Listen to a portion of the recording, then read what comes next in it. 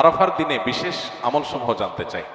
আরাফার দিনে একদিকে হাজী সাহেবদের জন্য আমল, আরেকটা হলো যারা আরাফার ময়দানে নাই তাদের জন্য আমল।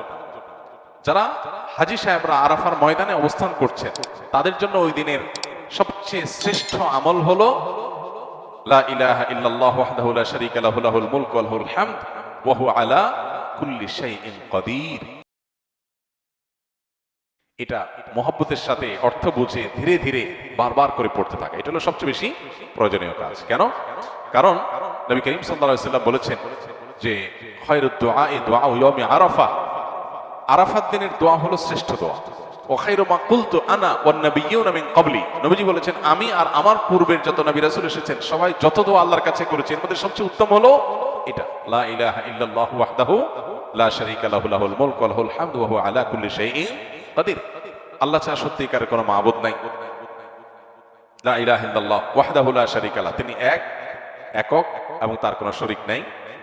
লাহুল মুলক ওয়া লাহুল হামদ, রাজত্ব এবং প্রশংসার অধিকারী একমাত্র তিনি। ওয়া হুয়া আলা কুল্লি শাইইন কাদির, তিনি সব কিছু করতে সক্ষম। বাহ্যিক দৃষ্টিকোণ থেকে এই বাক্যগুলোর মধ্যে কোনো প্রার্থনা নাই, তাহলে এগুলোকে দোয়া বলা হচ্ছে কেন?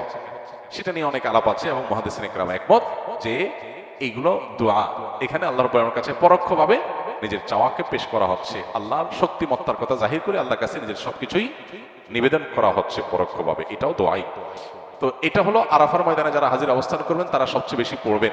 অনেক উলামা ইকরাম অবশ্য বলেন যে এই দোয়া অর্থাৎ লা ইলাহা ইল্লাল্লাহু ওয়াহদাহু লা শারীকা লাহু লাহুল মুলকু ওয়া লাহুল হামদু ওয়া আলা কুল্লি শাইইন কাদির, আরাফার দিনে, আরাফার বাইরে যারা পৃথিবীর বিভিন্ন প্রান্তে গায়রে হাজি যারা আছে তারাও পড়তে পারেন, বরং আরাফার দিনে তাদের এটা পড়া উচিত এবং এ ব্যাপারে অনেকে রেকমেন্ড করেন। তাহলে একটা কারণে পেলাম লা ইলাহা ইল্লাল্লাহু ওয়াহদাহু লা শারীকা লাহু এটা পড়া, এবং আরাফাতের দোয়াকে সবচেয়ে শ্রেষ্ঠ দোয়া বলা হয়েছে। এই জন্য হাজী সাহেবরা বিশেষ করে যারা সেখানে অবস্থান করছেন ওই দিন একবারে সূর্য ডুবা পর্যন্ত, যোহর থেকে নিয়ে সূর্য ডুবা পর্যন্ত পুরো সময়টা দোয়ার ভিতরে ডুবে থাকা, এটা হলো সবচেয়ে বড় কাজ। আর যারা আরাফায় নাই, আরাফার বাইরে আছে, যারা হজে যাচ্ছেন না, তারা আরাফার দিনটাতে তারা রোজা রাখবেন।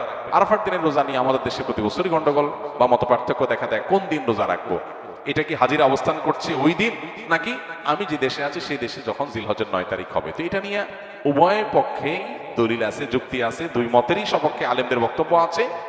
সেক্ষেত্রে তুলনামূলকভাবে আমি যে দেশে আছি সেই দেশে জিলহজের 9 তারিখটা হলে সেটাকে আরাফার দিন হিসাবে, আরাফার দিন যদিও বাহ্যিকভাবে মনে হয় যে আরাফার ময়দানের সাথে সংশ্লিষ্ট, কিন্তু আসলে এই যে দিনগুলা ইয়াউমুত তারবিয়া, ইয়াউমে আরাফা, ইয়াউমুন নাহার, ইয়াউমুত তারবিয়া বলা হয় জিলহজের 8 তারিখকে, ইয়াউমুল আরাফা বলা হয় জিলহজের 9 তারিখকে, ইয়াউমুন নাহার বলা হয় জিলহজের 10 তারিখকে।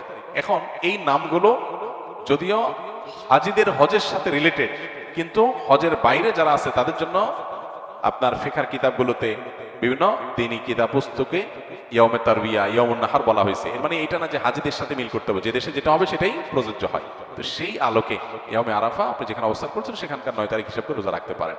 যদি আপনার কাছে বেশি মনে হয় যৌক্তিক যে না হাজিদের অবস্থানের সাথে মিল করে রাখাটা, যেহেতু নামের মধ্যেই ইয়াউমে আরাফা আছে, অতএব ওইটা আমি রাখবো, তো সেক্ষেত্রে আমি সেটা করতে পারেন, কোনো অসুবিধা নেই। কোন রেওয়ায়েতের আলোকে জিলহজের প্রথম 9 দিনের প্রত্যেক দিন রোজা রাখা উচিত, কারণ মা মিন আইয়ামিন আল আমালুস সালিহু ফিহিন্না আহাব্বুলিল্লাহ মিন হাযিহিল আইয়াম, বুখারীর হাদিস রয়েছে। এই দশকটাতে এমনি নেক আমল করা উচিত। অতএব নফল রোজা আপনি প্রথম সবগুলো দিন রাখতে পারেন, তাহলে আর কোনো ইখতিলাফের ঊর্ধ্বে এমনি উঠে গেলেন। অতএব আরাফার দিনে আরাফাতের বাইরে যারা আছেন তারা রোজা রাখবেন, আর আরাফাতে যারা আছেন তারা কি করবেন? ওই যে লা ইলাহা ইল্লাল্লাহু ওয়াহদাহু লা শারীকা লাহু বেশি বেশি পড়বেন, আর বেশি বেশি আল্লাহর কাছে দোয়া করবেন। দোয়াটা অবশ্য আমরা আরাফাতে যারা নাই তারাও করতে পারি। বাজারে বিভিন্ন দোকানে সহজ কিস্তিতে ঘর সাজানোর বিভিন্ন ফার্নিচার, ইলেকট্রনিক পণ্য, মোবাইল, ল্যাপটপ ইত্যাদি দিয়ে থাকে, যেগুলো কিস্তিতে নিতে গেলে ইন্টারেস্ট দিতে হয়। এখন আমরা যারা নগদে পণ্য কিনতে পারি না, কিস্তিতে পণ্য নিলে গুনাহ হবে কিনা? কোনো অসুবিধা নাই, কিস্তিতে কেনা বেচা জায়েজ আছে, এবং কিস্তিতে কেনার কারণে একটু দাম বেশি নিচ্ছে যে সেটাও জায়েজ আছে, কোনো অসুবিধা নেই।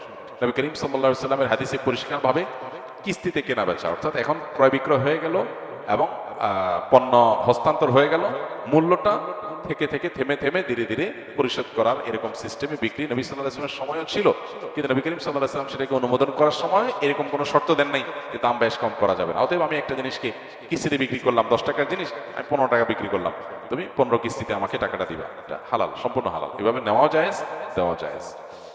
আমি যোহরের সুন্নাত নামাজ 4 রাকাত নিয়ত করেছি, ইতোমধ্যে যোহরের ফরজ নামাজ শুরু হয়ে গিয়েছে। এমত অবস্থায় আমি 2 রাকাত নামাজ পড়ে সালাম ফিরিয়ে জামাতের অংশ নিয়েছি।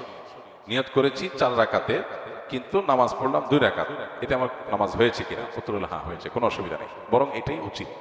ইদা উকিমাতুস সালাহ ফালা সালাতা ইল্লাল মাকতুবা, নবী সাল্লাল্লাহু আলাইহি ওয়াসাল্লাম বলেছেন ফরজ নামাজের একামত যখন শুরু হবে তখন আর ফরজ ছাড়ার কোনো নামাজ চলবে না। চলবে না মানে তখন আর কোনো নামাজ স্টার্ট করা উচিত না। এখন কেউ 4 রাকাত সুন্নতের নিয়ত করছে, 2 রাকাতের বৈঠকে একামত শুরু হয়ে গেছে, তখন সে সালাম ফিরে নামাজ শেষ করবে। নিয়ত করছে 4 রাকাত, পড়ছে কয় রাকাত? 2 রাকাত। প্রতি 2 রাকাত ফরজ নামাজের বাইরে সব নামাজগুলোতে প্রতি 2 রাকাতের পর একটা কি আসে? স্টেশন আছে, চাইলে সেখানে ক্লোজ করা যাবে, এর কারণে কোনো গুনাহ হবে না, সিজদা সাহু দিতে হবে না। তবে 4 রাকাত সুন্নত তো আর আদায় হলো না, এটা আপনি ফরজের পরে 2 রাকাত সুন্নতের পরে সুযোগ থাকলে ওই 4 রাকাত সুন্নত আলাদা করে আপনার আদায় করা উচিত, সেটা ভিন্ন বিষয়, কিন্তু আপনার নামাজ হয়ে যাবে, 2 রাকাতের সওয়াব আপনি পাবেন, যেটা হয়ে গেল।